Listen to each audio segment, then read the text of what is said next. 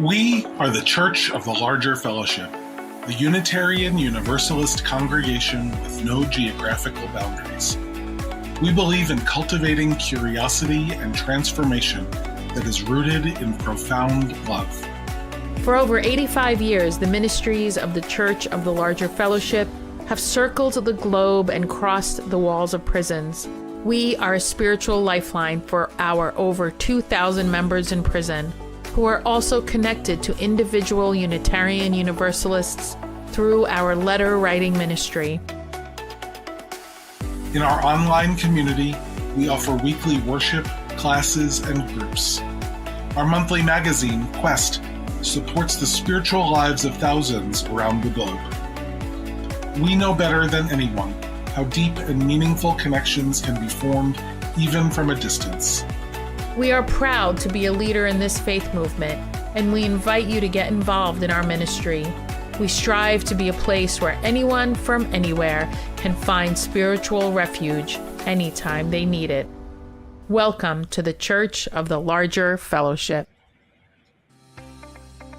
We are so excited to bring you an all-new episode of the Voices of Unitarian Universalism, known affectionately as The View. The View is a weekly Unitarian Universalist talk show discussing important faith-based topics from an anti-racist, anti-oppressive, and multicultural perspective. Since 2013, we have gathered every Thursday from September to June to welcome guests from around the world. Our guests are writers, scholars, activists, and religious thought leaders who are shaping Unitarian Universalism and society for the 21st century and beyond. We hope that today's show inspires you. We hope it builds your faith and gives you perspective to see the power of Unitarian Universalism at work in your life. Welcome to The View.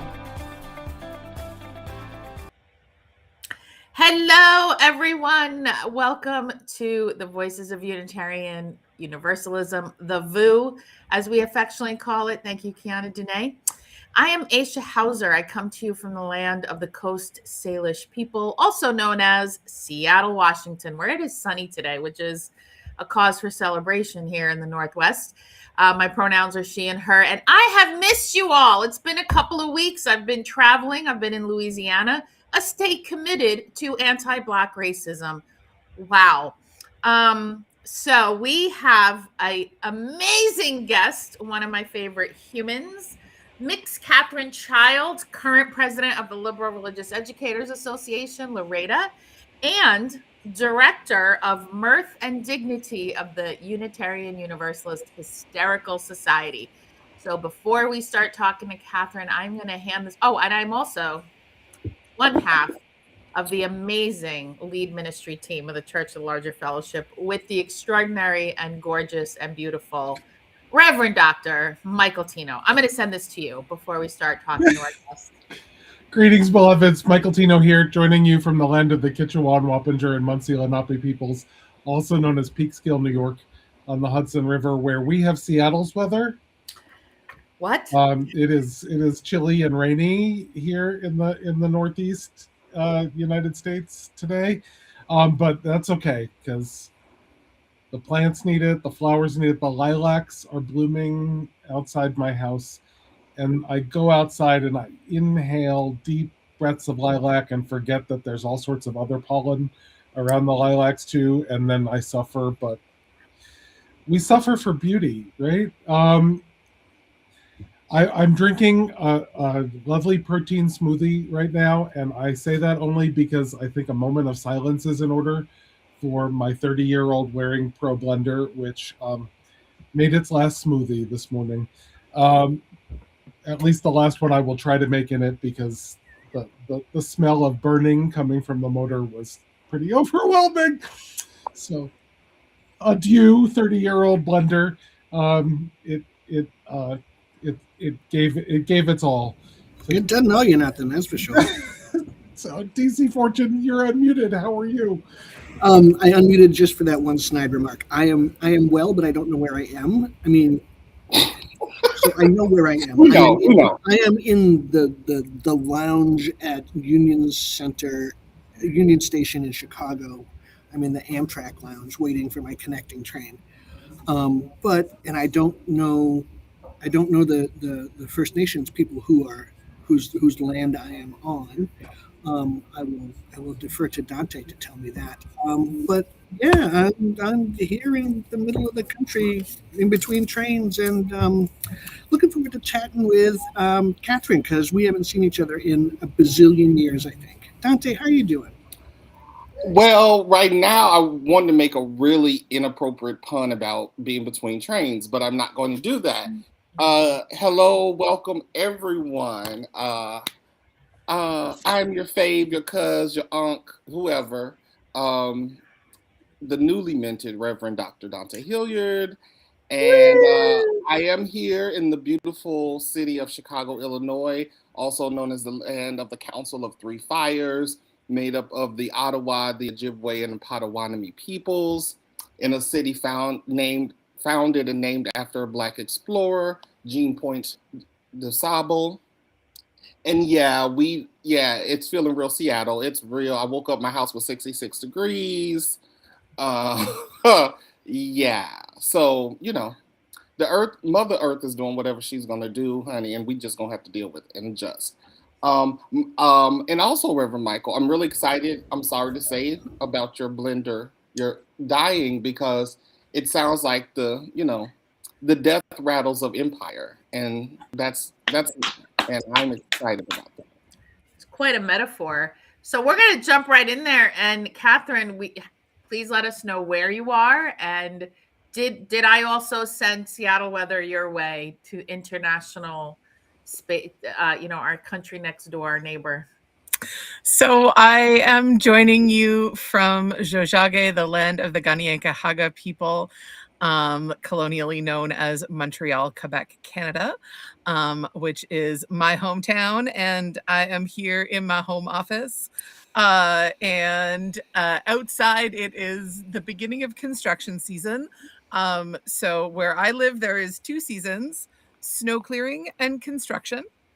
And we are currently at the beginning of construction season, and apparently it's our street's turn to get dug up. We are still about 3 weeks behind you, Michael, on the lilacs. The one in my backyard traditionally blooms on the Victoria Day weekend here, which is traditionally an every other year I am at a conference and I miss them. It's very sad. My lilac bush has just started to bud. No flowers yet. Oh, very fun.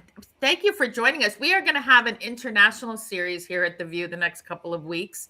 So we will be highlighting Canada. So thank you for joining us. I do want to speak to the death rattle of Empire. So I was in, for the first time, Baton Rouge. I've been to New Orleans several times. It's probably my 6th or 7th trip there. I'm on the board of the UU Women's Federation. But before that, I preached in Baton Rouge, where one of our members, Don from the CLF, was excitedly came up to me and said, I'm also a CLF member, which was very exciting. But Reverend Nathan Ryan took me around Baton Rouge. And I need to let you all know, first of all, have any of you ever been to Baton Rouge, Louisiana? No. Okay. I have not. So there are black and white neighborhoods, which is not unusual for the United States anywhere. But in Baton Rouge, they kick it up a notch. So, for example, Nathan takes me to a gated community, also not unusual. However, he points to a huge white house in the middle of this, and all I could see, like the little bits I could see, obviously there were high walls, were what looked like McMansions, right? Like $1 million homes. And then he says, that White House used to be the plantation house. This was all a plantation. And that plantation house is now a community center. Are you fucking kidding me? Then, and I'm like, then we're driving and we see a neighborhood with a sign that says Tara. And I'm like, oh, haha, like Gone with the Wind. He's like, yeah, it was named after that. I said, you mean to tell me fucking Baton Rouge created a neighborhood and was so committed to upholding the Confederacy that they named a neighborhood after a fake plantation. So, and then there's like a whole list of other gruesome things that go on that are clear. And fuck you, Bobby Jindal, that closed hospitals, schools, like was really ramping up the anti-Black racism, white supremacy, cruelty. Holy shit. So that is my book report for me being in Louisiana. So Dante, I am with you in there is a commitment by folks committed to white supremacy in this country that are trying to uphold something that should have died with the loss of this Confederacy in the Civil War, which didn't happen. So anyway, and of course, the other news from Louisiana this week comes courtesy of the Supreme Court in Washington, D.C., which ruled for Louisiana in basically eviscerating what remained of the Voting Rights Act, right, and is allowing Louisiana to destroy majority, minority, or plurality Black congressional districts. So they get to. They'll have their anti-Blackness on display even more. Well, and so will many, many other places. Let's be really clear about that. Many, many other places. So I think it's so hysterical that the person from the Hysterical Society is here while we talk about this, because the empire is dying. And I know people running around trying to make us feel like the sky is falling, and people saying, and where the Black people? Why they so chill? Because we're gonna watch this shit burn to the ground. And the beautiful part is, I don't know if y'all know this, we are about to have a astrological phenomena. May has 2 full moons.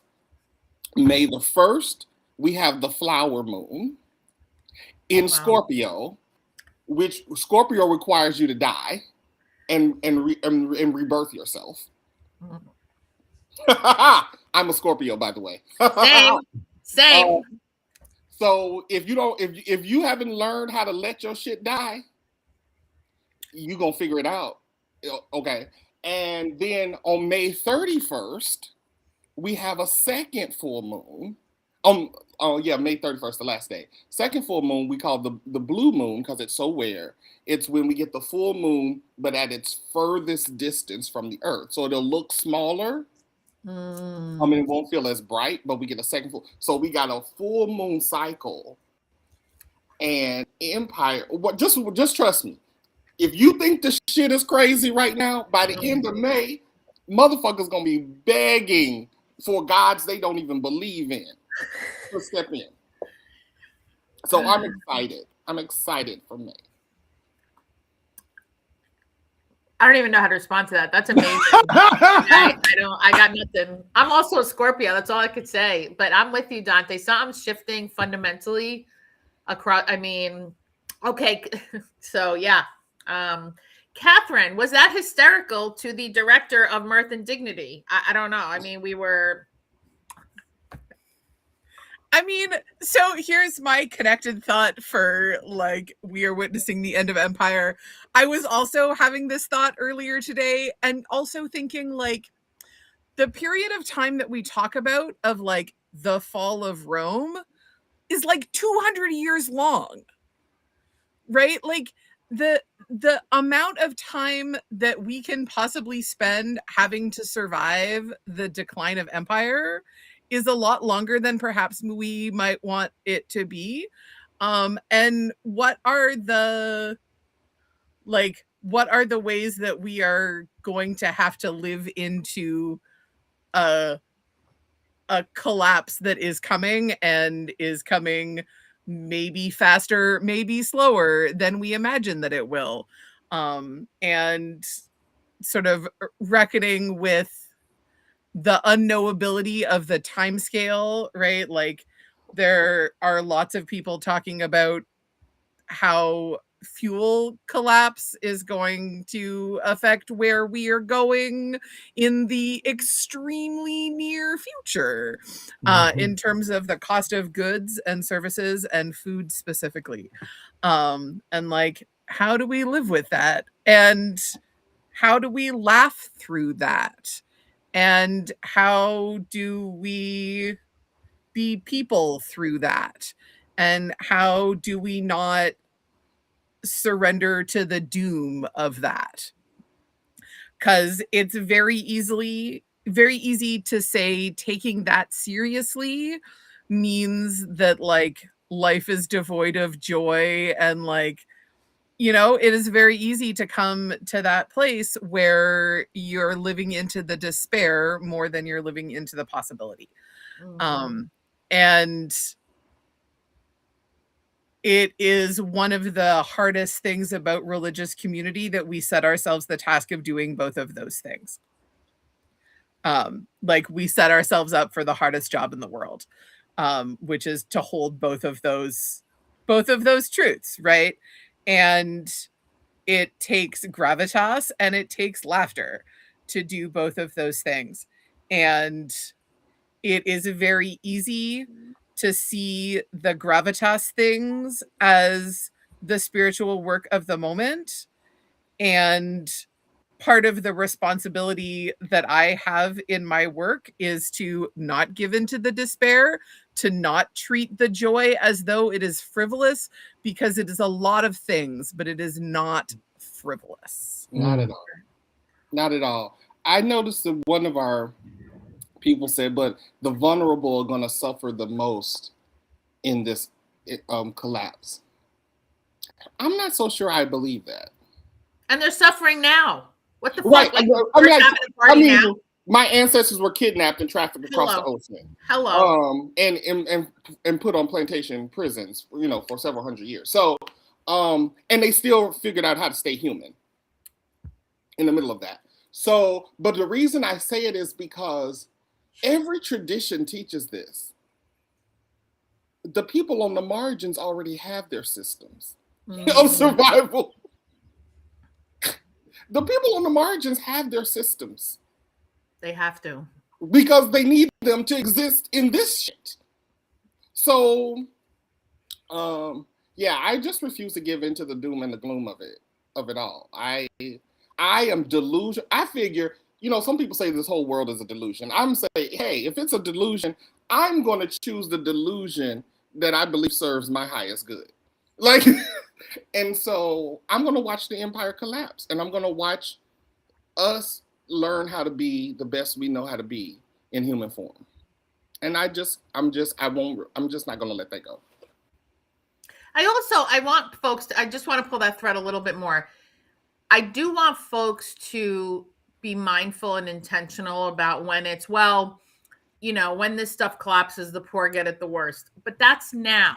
So what's the alternative? We keep everything going because the poor have it great right now, like, and people with target identities and people who are, you know, oppressed, like, so I would say invite people to think about not repeating automatically tropes really that we've been fed. That who is that serving to say that? Is because all it does is uphold up. So do we not want this to collapse? Because I want it to collapse. I want that. This isn't working. Well, it's working for the very few. But it's kind of like the trope for many, many years of the happy poor people. Like, oh, you have, you know, it was in the 80s, big in TV and stuff. And oh, look how happy they are. They don't have anything. Who the fuck does that serve? I want to be able to pay for healthcare and have rent. Like, what does that mean? And so, but you have culture as a poor person that right. you can draw on for your personal strength. Exactly. You know, it's my grandmother, who was born in 1921, you know, and, you know, she lived through the Depression. And I remember asking her questions about this, and she was like, child, we wasn't talking about that. We was poor. Like, everybody was just living like we had been living. She was like, we were already poor. So, you know, just everybody else got a taste of what it was like. It wasn't, right. You know, and I was like, oh, word. I get it.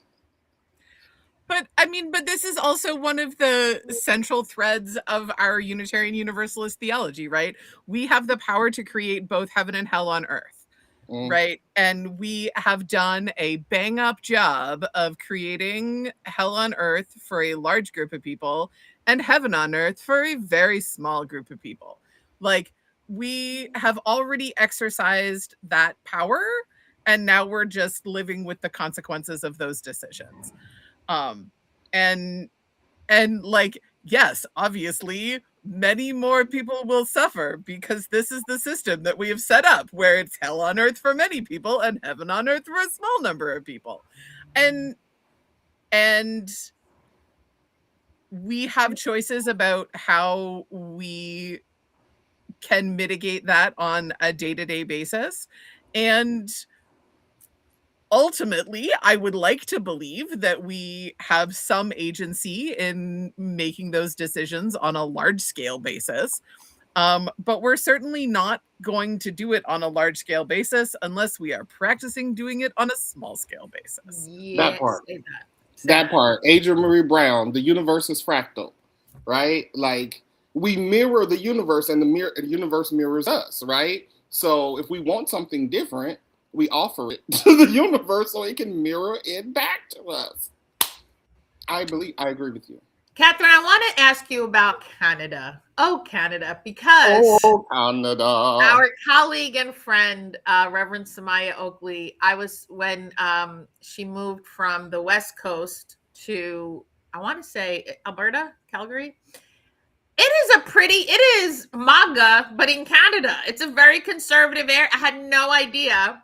And this is my ignorance about, I knew Canada was, obviously, as one person on social media put it, Canada's 3 to 5 business days behind the United States with the fuck shit, right?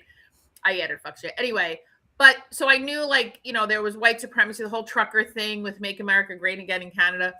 But I'm curious about how you're experiencing, the bleeding of what's going on here in Canada in terms of the anti-trans stuff, in terms of the conservative stuff we're gruesomely exporting. I mean, certainly everything that we see culturally about people feeling emboldened to be awful to one another, Canada has the same internet culture that the United States, right? Like, we still have the English-speaking American internet here, and just as many bot accounts, and just as much trolling, and just as much, like, it's the same thing but on a smaller scale. There's 1/10 the number of bigots because there's 1/10 the number of people. They're just more polite bigots because Canada. Well, they are more socially constrained by a cultural expectation that they be polite. Yes. Doesn't change their actual opinions. It doesn't change their willingness to vote for political parties who are going to undermine the universal healthcare system in favor of private healthcare, right? Like, it doesn't. A cultural expectation of politeness and kindness turns out good outcomes in lots of ways, but does not protect you in structural ways. Right? It makes your day-to-day experience of, no, probably somebody is not going to yell at you for being in the wrong bathroom, but there's still going to be a jerk on the internet about it. Right? That the lived experience of there being less racism or less transphobia is true, and it's lovely. But it's also not because there is something fundamentally different about white Canadians that's not true about white Americans. Just fewer of us, and we're further apart, more spread out. And in terms of the cultural movements that produce, like, toxic masculinity aligned conservatism are the same things that are true culturally in Canada as are in the United States, and develop pockets of conservatism in the same way. The willingness to bow to capitalist interests is exactly the same. It just has better speech writing. Right? Like, there is nothing about Mark Carney as a national leader that's actually getting us towards the things that we want out of national leadership. He just has better PR. Like, he's just doing neoliberalism with better PR. And the world loves him because they can follow his sentences, which is not a guarantee anymore in national leadership conversation. Right? Like, everybody got so excited when he made a speech that everybody could understand at the international level. Even you, Aisha, you got excited about this speech. It's a bullshit neoliberal speech. It is a speech that says we are functionally abandoning the welfare state in favor of capitalism. Yeah. And everybody got really excited because it was well written and we could understand the sentences. I mean, he shines in comparison. It's not hard to shine in comparison in this moment. No. It's sad. We have just chosen a new leader for the as left as they get, I guess, national parties. So the national level New Democratic Party has just elected Avi Lewis, who is more socialist than anybody else in Canadian politics at the moment. And so we'll see what he gets up to. He actually managed to raise money in a leadership race for the NDP, which is not always guaranteed. And we'll see what he does. I am optimistic about what his leadership might bring. In my defense with Carney, it wasn't so what was remarkable about that speech, because yes, I completely agree. It was obviously a neoliberal speech, but it was the first time on the world stage that any country so hard came out, basically in disagreement with the United States. And so even within the bullshit standards of the hegemony we're living under still, but it's falling, to Dante's point. It was more like, wow, that was a big deal. And the United States is, I think it's already become irrelevant, but I did want to ask, because I'm wearing a keffiyeh, and I feel like, what is the discourse in Canada about Palestine and about the aggression of Israel trying to basically take over a lot of the Middle East? This is literally what the discourse is. Israel, bad. Starving Palestinians, bad. We will not sell them guns. Let's sell guns to the United States so that they can sell them to Israel. Well. Yeah. Canada is a major international arms trader. I didn't know that. And everybody thinks we're nice about it because we do all of our major international arms trading to the United States and to Italy, who then sell all of the guns to everybody else. Today I learned, right? So can I ask y'all a question? Whenever I hear this, and I know I have too many degrees and maybe I'm supposed to know this, but when people use the language of neoliberalism, I always want to ask the question, what's the new part? Because neo means new, newer. It's the capitalism part. It's the extractive capitalism part. So but where is capitalism not extractive? So the point in like Reagan, you see all those charts where it's like this terrible thing was getting better and then Ronald Reagan and now it's getting worse. There is a series in American capitalism anyway, there's a series of deregulations that happen specifically around like, are you allowed to make money off healthcare? Before you weren't allowed and now you are. And so instead of a liberalism that says like the benevolent market will provide healthcare, now it's the extractive market will provide healthcare. And that's the well, and there's also like sort of the full-throated embrace of these things that used to be conservative talking points about, like tax cuts, right? And the Democratic Party in the United States is now racing to see who can propose the biggest tax cuts, because that's the way that they're going to try and address the fact that nobody can afford to live. Right? People can't afford to buy food, and people can't afford housing, and people can't afford healthcare. They're racing to give people tax cuts rather than changing the systems of housing and food and healthcare. So we're going to eliminate poverty by eliminating poor people. Excellent. Okay, I get it. That started with Reagan. Reagan started criminalizing the poor, and also neoliberalism is fascism light. It's not leftist. It's just fascism light. It's the Hillary Clinton, it's the Cory Booker, and fuck him for trying to shame voters for what happened in the election. Democratic Party is the ultimate abusive boyfriend who doesn't want to take responsibility for gaslighting. So neoliberalism, in essence, is fascism light. Oh, but doesn't slavery fit the definition of neoliberalism? Privatization, extraction. Like, I keep trying to figure out from my historical and cultural perspective, what's new about it? Because it just feels very old. White people are now aware of it. Oh, okay. Okay. Thank you. That's the answer. I mean, right. Like white people found out about it, therefore it's new. In economics programs in university. That's amazing. Okay. Because I was like, my ancestors were the first commodity. So what's new?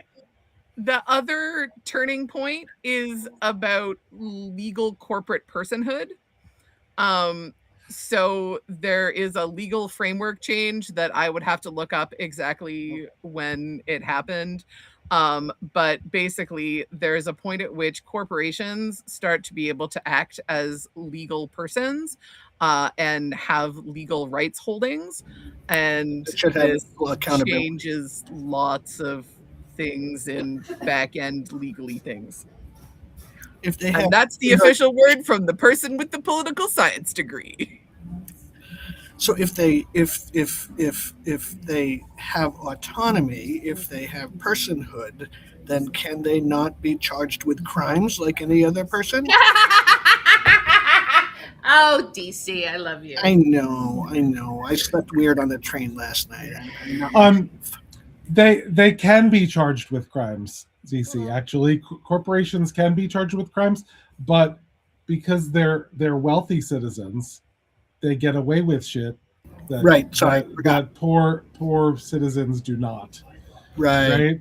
So they're not charged with crimes; they get away with them.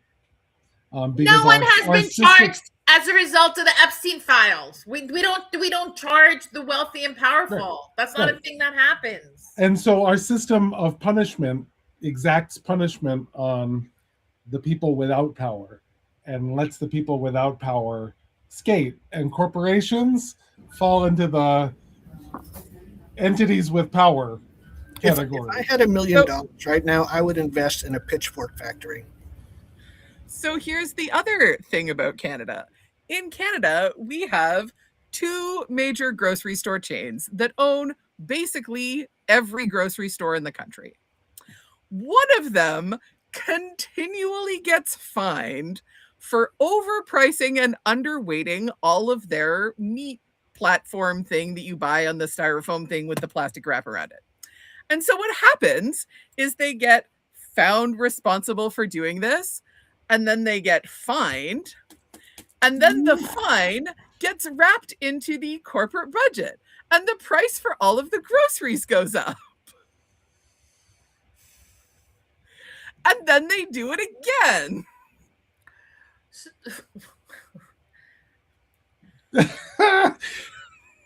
Exactly. Yeah, that's the so when we talk about systems falling, because there's an interesting chat going on with yay audience folks who are watching The View today. about, oh, well, the wealthy rebuild from the ashes. No. Once the system falls, that's the wealthy doesn't want the system to fall, because that's not what's going to happen. And that's the point, is what we're talking about here is once violent extractive capitalism falls, then something else will have to be rebuilt, because it's a different thing. It's not, and what's incumbent on us. And I think, Catherine, the first Supreme Court in the United States decision was, I believe, in the late 70s, early 80s, that deemed corporations have First Amendment rights.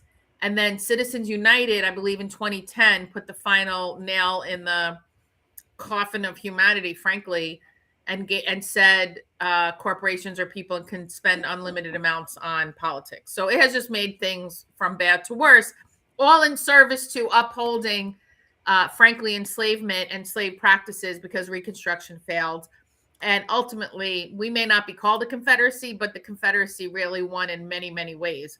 And so when we talk about the United States losing its hegemony all over the world, losing its grip, and empire falling, the invitation here to, again, go back to Adrienne Maree Brown, is to expand our imaginations. If our imaginations are stuck with what we already know, then yeah, you're envisioning it's going to fall, but then the wealthy are going to do the same thing and rebuild it. So that's not what we're talking about. So just historical note, Aisha, and to Dante's point, we think that this is new, but it was actually 1819 when the U.S. Supreme Court first recognized corporate personhood. It's just resurged and gotten worse.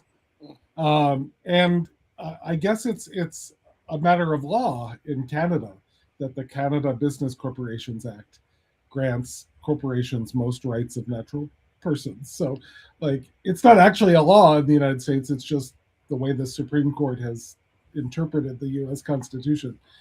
Though I guess actually it's easier to overturn a law than it is to change how the Supreme Court has interpreted the Constitution since 1819. Wow. I thought, well, there was a ruling also in the late 70s, early 80s, but yes, both. And we have to, I mean, my thing is, sure, we could say, oh my God, the wealthy are always going to win. Or we could say, nothing's inevitable.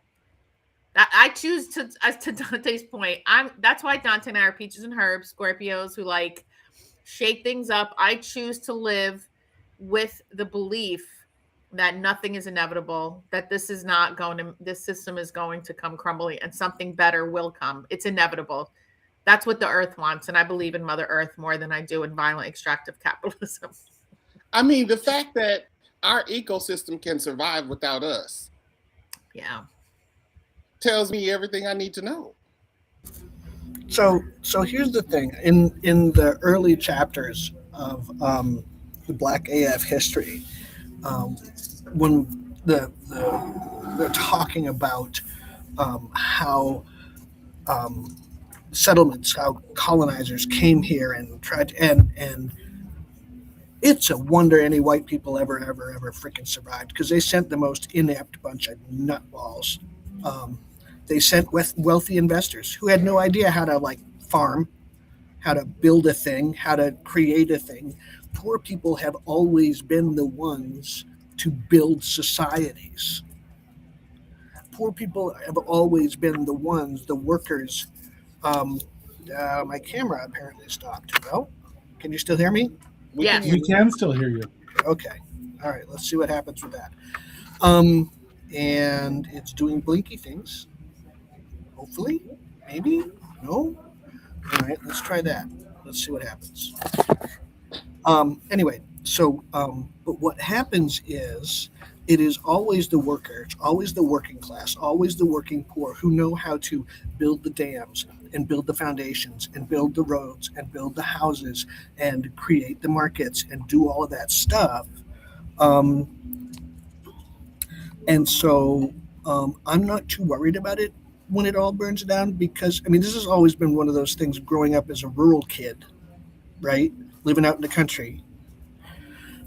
We always understood that city people would just they're going to be the first to die come the apocalypse. Sorry, Michael. Sorry, Dante. Sorry, Aisha. Sorry, all you city folks. Because country folks know how to do stuff. It's like poor people know how to do stuff. Country folks know how to do stuff. If you can't buy your groceries every 2 or 3 days at the local market, I mean, we know what to do with that. City folks don't. I don't know that that's completely true anymore. I think there are a lot of pea patches, urban farms. People know to, share resources in a different way. And no, we don't have, we're not on a farm of 500 acres, but I don't think it's completely true that city folk don't know. I think we build community and connection and share resources in different ways. But I think that's a little bit of to defend city folk, because I'm a city mouse through and through. Well, I'm remembering that the last time for all ages that I shared with my kids at church was about Hopedale. Hopedale, which was Aidan Ballou created a utopian society down near Milford, Mass, in which nearly half the people died of starvation in the first year because they didn't know how to farm potatoes. Right? He had poets and thinkers and writers and all sorts of really smart people come join this utopian community, and none of them knew how to milk a cow. Because violent extractive capitalism systematically devalues those skills, right? And the wealthy and the privileged don't know what they don't know, and are left without skills and resources to do the thing.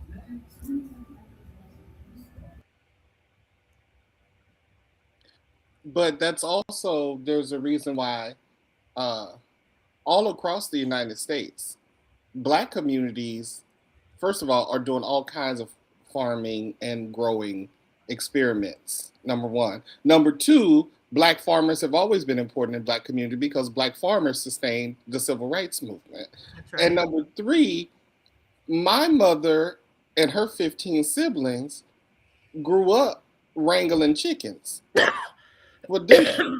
And we had a farm in our family until 2005.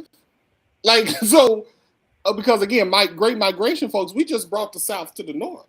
We didn't leave that shit behind. So yeah, I don't think those of us with taste buds are grateful for it. Thank you. Having grown up good Irish stock where everything can be boiled. So the Hysterical Society. Well, okay. So in our comments, I don't know if it's coming from Facebook or from YouTube, somebody asked, how do we avoid losing hope in the face of everything right now? And that is fundamentally what we do at the Hysterical Society. So just as an overview for folks who may not be familiar, the Hysterical Society is the largest grouping of people in the world under a Unitarian Universalist banner. It is a 305,000 person Facebook group called the Unitarian Universalist Hysterical Society. It grew out of a practical joke and became a place for folks to share wholesome and funny content with one another. It's mostly a meme sharing opportunity, but we do occasionally get hilarious comments and posts from our members.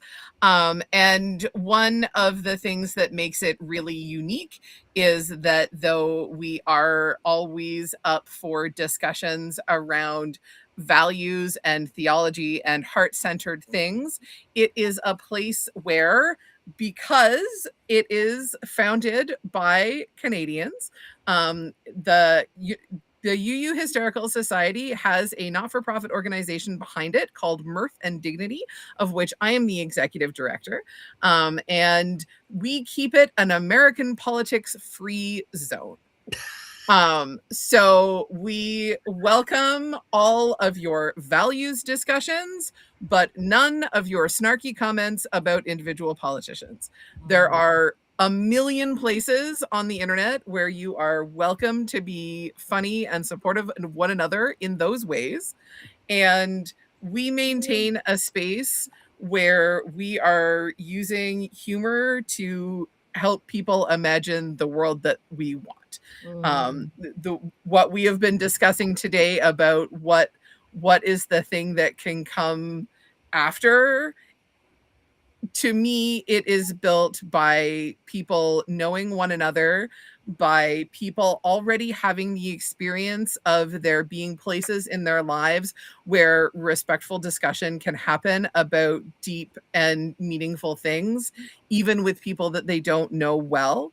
And so we try really hard to create a culture where we don't police each other's word choice, because that is just like, it's just ableist, and it's like not necessary. And if you understood what the person meant, you understood what they meant. You don't need to tell them that they used the wrong your. And I am so grateful to Kathy Smith and Lynn Unger, who are our moderators in the Hysterical Society, who do the work of maintaining that culture in the group. They have spent so much time reminding each other reminding folks to communicate in kind and respectful ways, that we now have group members who also pick up those calls and those conversations as well. We always try to approach and lead with curiosity, and assume that people want to learn. And when they have shown us who they really are, we don't, no guilt about the banhammer. So it is a place where we take creating a safer space very seriously. And that it's a hard line to walk in a public Facebook group. But our people do it really well. And we're grateful to our community members who then feed that back to us, and providing for a financial stipend for both Kathy and Lynn. And a big part of what I do in my job at the Hysterical Society is to track the dollars coming in for Kathy and Lynn. And so that we can go on making their work with the Hysterical Society sustainable, personally for them and for us as a group. So it's a creative model for how to go about funding the work that we do. And it has just meant that we've made a really wonderful little corner of Facebook, a thing that, like, are there other ones? Probably, but ours is pretty great. Have you had to block people? Sorry? Have you had to block people? I mean, it happens every once in a while. Mostly it's like bots that we like.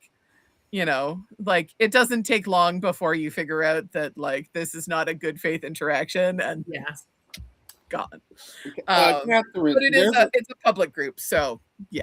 There was a question: if someone is not on Facebook, is there any way to engage with the Hysterical Society? So we do have a stream of the best content goes to Blue Sky. You can follow UU Hysterical Society on Blue Sky.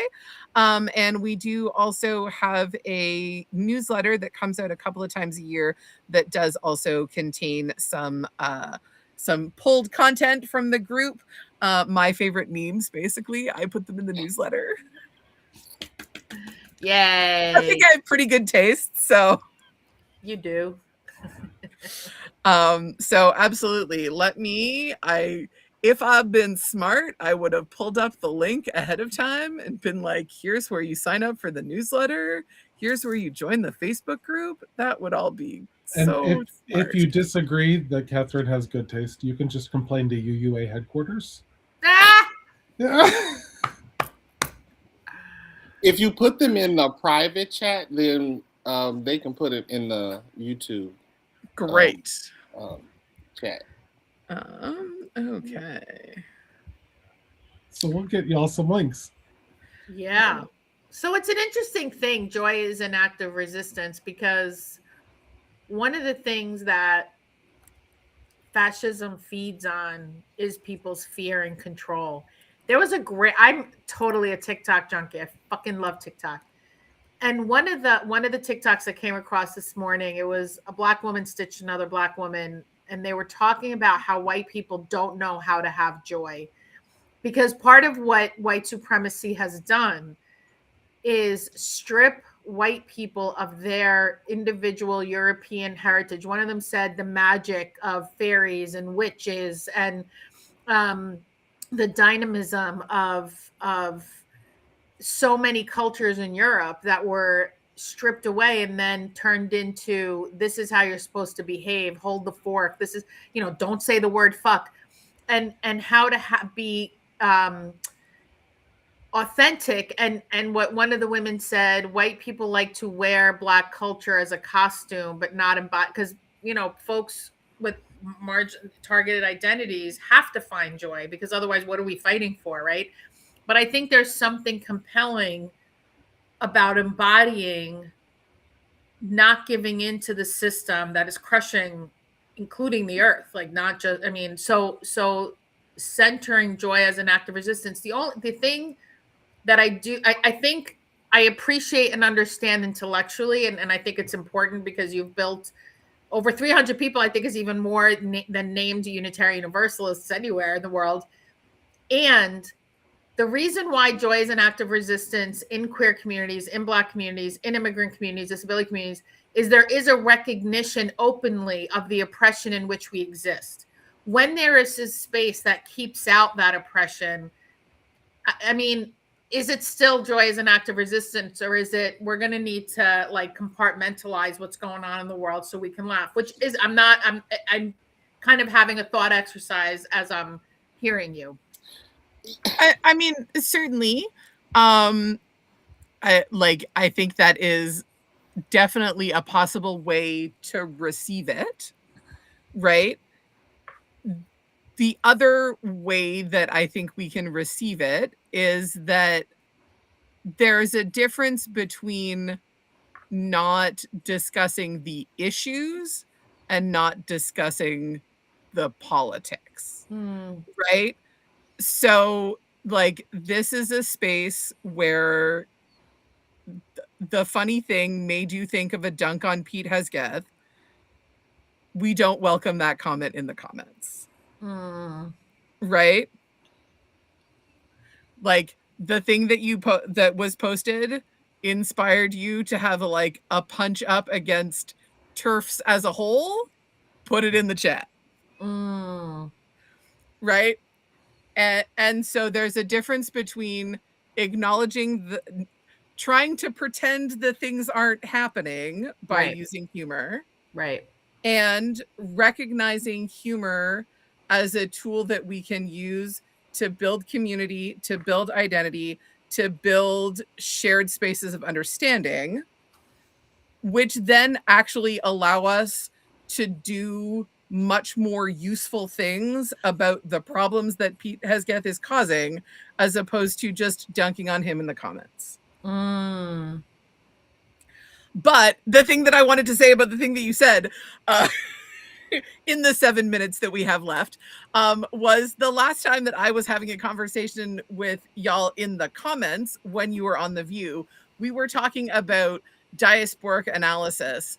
And I was thinking back about that as I was getting ready for today and thinking about how that the experience of white colonialism being divorced from diasporic analysis is the thing that means that we end up with the I have zero culture left thing.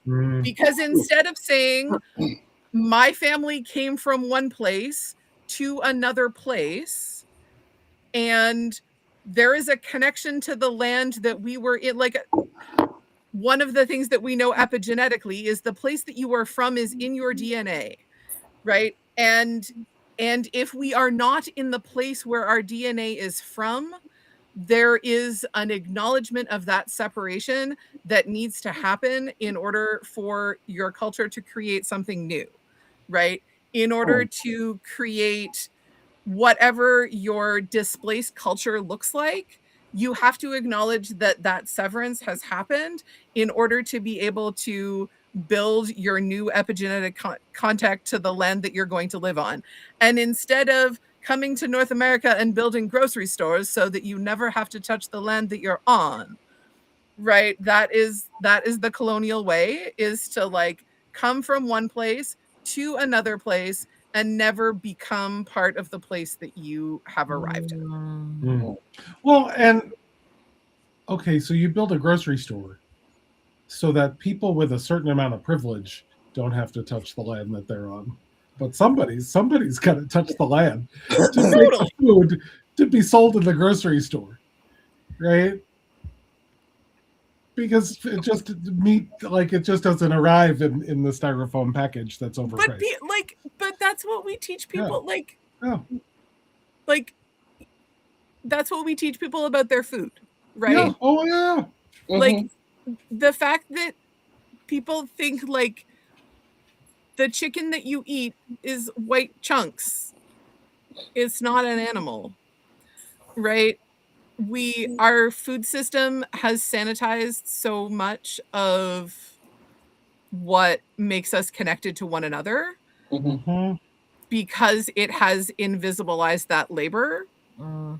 And so it invisibilizes the connection between the person who's doing the labor and the person who's profiting from it. Yep. Yeah. Okay, we have 4 minutes left in our show, and I don't want the 4 minutes to go by without asking you one quick question about the Liberal Religious Educators Association. The last time you were on The View, you were coming in as the new president of LREDA, the Liberal Religious Educators Association, and this time you are in your final weeks of that term, so congratulations to you. What's something that you're super proud of from the last 2 years? 2 years, right? 4 years. 4 years, holy crow. So LREDA works on an intentional leadership development model where the president-elect comes in the last year of the presidential term. And so I got to shadow Aisha for a year. And then I had 2 years as the president of the board. And then in my 3rd year as president of the board, Mandy Neff has come on as our president-elect and has been shadowing me. Well known to CLF folks. Yeah. The number one thing that I came into the position wanting to make happen structurally was to rearrange a little bit of how we handle chapters within LREDA so that we could open up space for both an IBPOC chapter and a trans and non-binary chapter, and any other identity-based chapters that could potentially spring up for LREDA members to be part of. So when we began that process, it was at the same time as we introduced the language of the 8th principle into LREDA's mission and vision statement.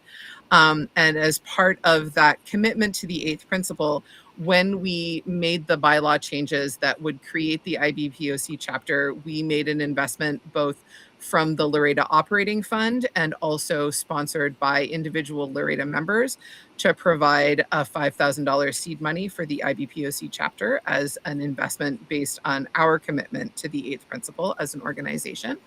And we made both of those things happen. And that was money and a leadership structure that was offered to our IBPOC community within LREDA with 0 strings attached from the board. We said, this is your money. You want to have a retreat. You want to host a speaker. You want to write everybody a check for $50. Like, it's your money. And so we have those structures available. And the other thing that has come out of that is that we now have a very active life member chapter within LREDA. So we have been able to benefit from the wisdom and organizing labor of, among others, Kathy Sagal and Gail Forsyth-Vale. Who are 2 of my very beloved elders within LREDA and within religious education. And it's been wonderful to have their support in a more formalized way too. So we've been up to lots of other stuff, but that was the thing that I went into it wanting to make happen and that I'm really proud that it came about. Yay! Congratulations. Well, it's been beautiful having you on, and I'm so proud of you and LREDA as always. So continuing, I'm sure you all already brought this up last week, but This is my first week back, but also former LREDA president, Reverend Dr. Natalie Fenimore, who we lost the middle of this month, was also a former LREDA president. So we are on the shoulders of some pretty incredible human beings. So thank you for being one of them. And thank you for being on our show. And next week we have a Canadian, Brent. Oh yeah, we do have another Canadian. Did anyone say the F-bomb today? Several many times. Oh, So- I've normalized it apparently because I didn't hear it. First was Aisha at 22 past the hour. Okay. So next week, Brent Sakuchi from Lethbridge, Alberta, will be talking to us about the difference between social justice and social change. So don't miss that show. We'll see you next week. Next week. Yay. Bye, everybody. I got a train to catch. Have fun, folks. Bye, DC. Thank you for joining us. Special thanks to everyone who gives generously to this ministry. It is because of you that this ministry is possible. Visit clfuu.org/give to make a contribution. We hope you will join us next week for another episode of the Voices of Unitarian.